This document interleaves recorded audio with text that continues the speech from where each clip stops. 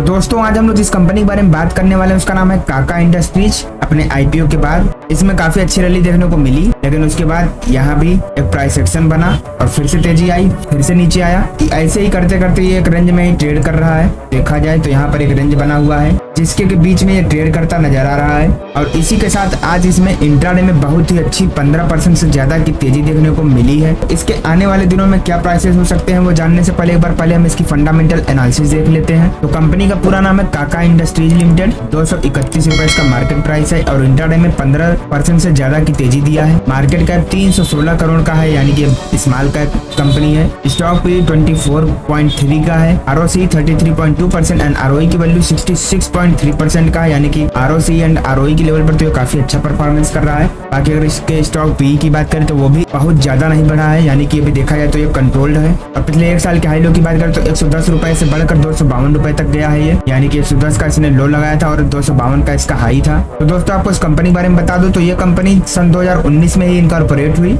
Tata industries के नाम से और इसका जो बिजनेस है वो पीवीसी प्रोफाइल मैन्युफैक्चरिंग का है, यानी कि पीवीसी डोर्स का ये निर्माण करती है और साथ ही और भी कई सारे प्रोडक्ट्स हैं जिनका ये निर्माण करती है। इसके प्रोज एंड कॉन्स की बात करें तो पिछले 3 सालों में इसका जो आरओई है वो 55% की रेट से बढ़ा है। वहीं इसके कॉन्स की बात करें तो ये कंपनी लगातार अच्छा प्रॉफिट कमा रही है, लेकिन उसके बाद भी अपने इन्वेस्टरों को डिविडेंड नहीं दे रही है। इसके पीयर कंपेरिजन की बात करें तो प्लास्टिक प्रोडक्ट्स में काम करती है, जिसमें आपका सुप्रीम इंडस्ट्रीज हुआ, astral, Finolex industries, responsive industries, Prince pipes, time Technoplast, जय कॉर्प जैसी और भी एक से बढ़कर एक शानदार कंपनियां हैं। साथ ही काका इंडस्ट्रीज भी उन्हीं में से एक है। तो अगर हम इसके हाफ ईयरली रिजल्ट्स की बात करें तो इसका जो सेल्स ग्रोथ है वो सितंबर 2022 में 75 करोड़ का था और मार्च 2024 में 83 करोड़ का है। वहीं पर नेट प्रॉफिट की बात करें तो जहां सितंबर 2022 में 1 करोड़ का प्रॉफिट था वहां से बढ़कर 6 करोड़ का प्रॉफिट भी है। तो अगर हम लॉन्ग टर्म प्रॉफिट लॉस की बात करें तो इसका जो सेल्स ग्रोथ है वो मार्च 2020 में 41 करोड़ का था और मार्च 2024 में 170 करोड़ का है। साथ ही नेट प्रॉफिट की बात करें तो जहां मार्च 2020 में 1 करोड़ का प्रॉफिट था वहां से मार्च 2024 में 13 करोड़ का प्रॉफिट है।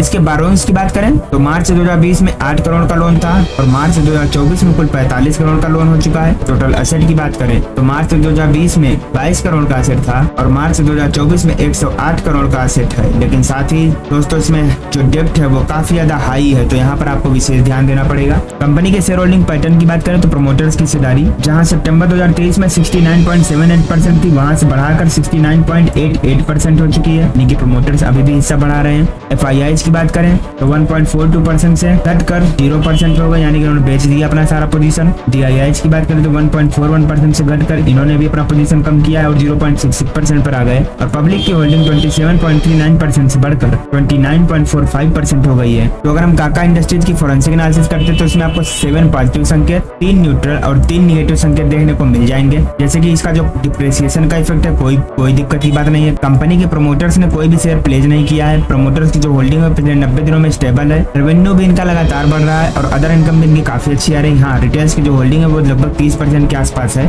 तो यहाँ पर एफआईआई डीआईआई की पोजीशन भी थोड़ी ज्यादा होती तो फिर और मजा आता। आगे अगर वर्किंग कैपिटल की बात करें तो अंडर कंट्रोल है। कंपनी का जो डेब्ट है वो ऑलमोस्ट डेब्ट फ्री नजर आ रहा है। आरओसी की स्ट्रेंथ लगातार बढ़ती जा रही है और आरओई का जो ट्रेंड है पिछले 10 सालों में थोड़ा सा निगेटिव हुआ है।